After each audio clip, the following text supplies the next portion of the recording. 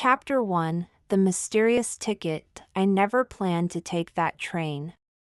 But sometimes, life decides for you. It all started on a rainy afternoon. I was walking home from work, tired and lost in my thoughts, when I saw something on the ground, a train ticket. I picked it up. It was old, the paper slightly torn at the edges. But the most curious thing was the destination. It simply said, somewhere. I frowned. What kind of place is somewhere? I whispered. Excuse me, miss, an old man's voice said behind me. I turned around. A man with silver hair and deep blue eyes looked at me. He wore a long brown coat, and in his hands, he held an umbrella. You dropped your ticket, he said with a gentle smile. I hesitated. This isn't mine, I replied. The man chuckled. Ah, but maybe it is yours now. I looked down at the ticket again. The departure time was tonight. I didn't know why. But something inside me whispered, take the train. Chapter 2: The Midnight Train. The rain fell harder as I stared at the ticket in my hand. My heart pounded. Why did I feel like I had to take this train? I glanced up to ask the old man more questions, but he was gone. A shiver ran down my spine. I turned the ticket over. On the back, there were only 3 words, written in elegant handwriting: trust the journey. Something inside me decided I had to go. That night, at exactly 11:45 p.m., I arrived at the train station. The platform was almost empty, except for a few passengers waiting in silence. The air was cold, and the only sound was the distant echo of a train whistle. Then, out of the darkness, it appeared. A beautiful black train rolled onto the platform. The golden letters on the side spelled the Midnight Express destination. Somewhere. I took a deep breath. Was this real? Was I dreaming? The doors opened with a soft hiss. A conductor in a dark blue uniform stepped out. He tipped his hat and smiled. Welcome aboard, he said. Ticket, please? I hesitated, then handed him the mysterious ticket. He examined it, nodded, and gestured for me to step inside. As soon as I crossed the threshold, I felt something change. The air felt different. The world behind me seemed to disappear. The doors shut. The train gave a gentle lurch. The journey had begun. Chapter 3: Passengers of the Unknown. As I stepped inside, my breath caught in my throat. This was no ordinary train. The interior was stunning: velvet seats, golden chandeliers, and walls lined with old books. The air smelled like cinnamon and something else, something familiar, but I couldn't place it. I walked down the aisle, looking for an empty seat. The other passengers were unusual. A woman in a red dress sat by the window, staring at the rain outside.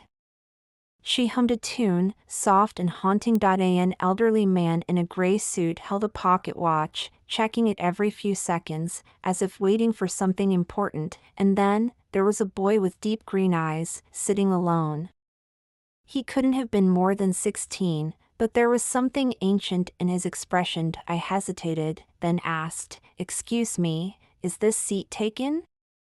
The boy looked up. He studied me for a moment, then nodded. "No, you can sit."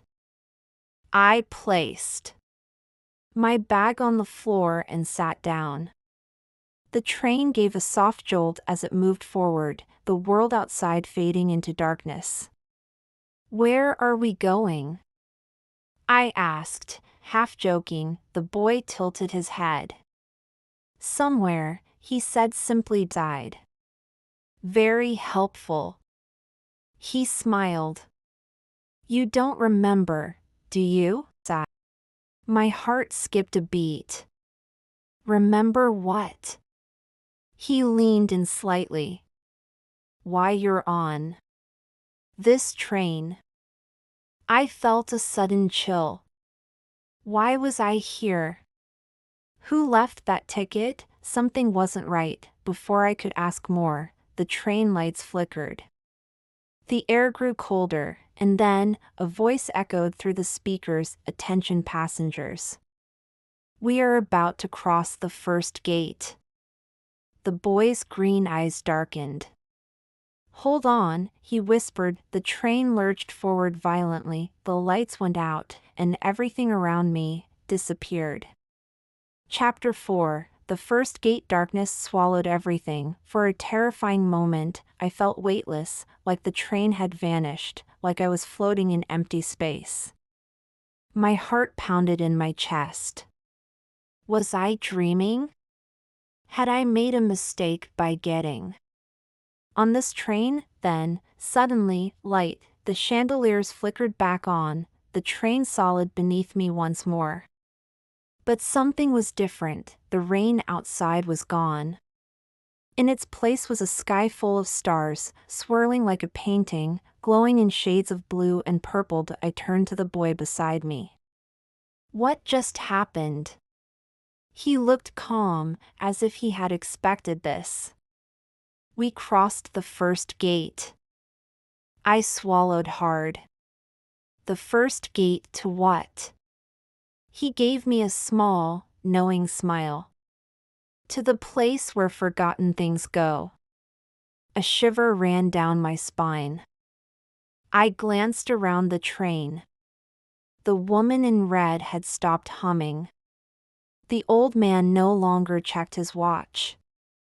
The air felt thicker, heavier. Then, the doors at the end of the train slammed open. A gust of wind rushed in, carrying whispers, hundreds of them.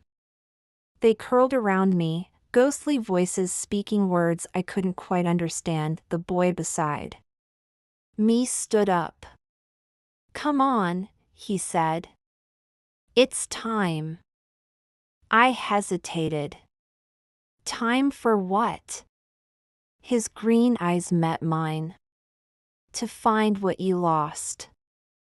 A lump formed in my throat. What had I lost? Before I could answer, something strange happened. My name echoed in the whispers. Lily. My stomach twisted. How did they know my name? The boy reached out a hand. You're ready. I took a deep breath. Then, slowly, I placed my hand in his, and together, we stepped into the unknown. Chapter 5. The Hall of Forgotten Things. The moment we stepped through the open doors, the world shifted, the train disappeared behind us, and we stood in a vast hallway made of shimmering glass. It stretched endlessly in both directions, lined with doors of every shape and color. Some were tall and golden, others small and wooden. Some had glowing symbols, while others were cracked and broken. But the strangest part? Each door had a name written on it. I stepped closer, my fingers tracing the letters of one, Eleanor Wright. Who are these people? I whispered. The boy, who still hadn't told me his name, walked beside me. They are the ones who left something behind, he said. This is where lost memories, forgotten dreams, and abandoned promises come. A chill ran through me. Then, do I have a door here? He didn't answer. Instead, he started walking.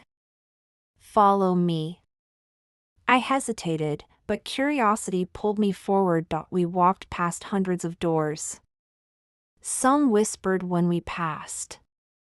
Others rattled as if something inside wanted to escape.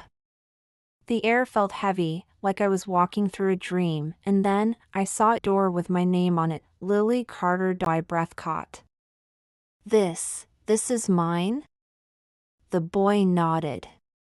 Only you can open it. I reached out, my hand hovering over the handle. My heart pounded. What had I forgotten? What was waiting for me behind this door? Taking a deep breath, I turned the handle, and the moment the door opened, I remembered everything. Chapter 6. The memory I lost. The door swung open, and a warm golden light spilled out. It was soft, familiar, like stepping into a childhood dream. I took a cautious step inside. Suddenly, I wasn't in the glass hallway anymore. I was standing in a field of wildflowers. The scent of lavender filled the air, and the sky above was a soft pink, as if the sun had just begun to set. And then, I saw her. A little girl sat on the grass, humming to herself. She had dark curls, bright eyes, and a notebook in her lap. She was drawing. My stomach tightened. I knew who she was. She was me. My younger self, no older than 7, was completely focused on her drawing.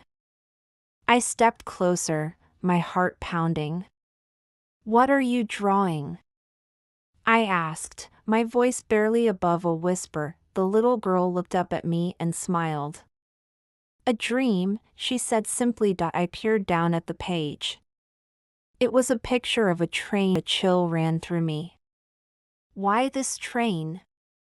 I asked. The little girl tilted her head, as if confused by my question. "Because one day, I was supposed to take it." Her words hit me like a wave. A memory surfaced. I had forgotten. When I was little, I used to dream of adventure. I would sit for hours, drawing imaginary places, mystical cities, hidden forests, magical trains that took people to new worlds. But as I grew older, life happened.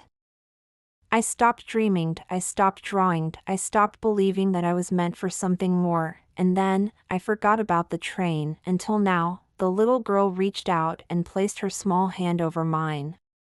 "You were never supposed to forget," she whispered. A lump formed in my throat.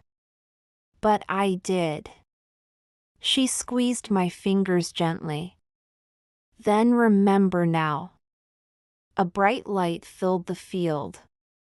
I closed my eyes, and when I opened them, I was back on the train. Chapter 7. The journey continues. I gasped, gripping the armrest of my seat. The train was still moving, the stars outside still swirling in impossible colors. Had it all been a dream? I turned to the boy with green eyes. He was watching me carefully. "You remember now, don't you?" he asked. I nodded, feeling a strange warmth in my chest.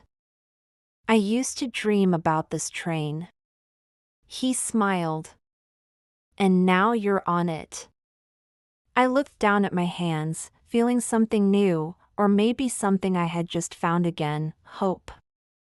"Where does this train really go?" I asked. The boy's eyes sparkled. "Wherever you're ready to go." I looked out the window at the endless sky. For the first time in a long time, I wasn't afraid of the unknown. I was ready for the journey ahead.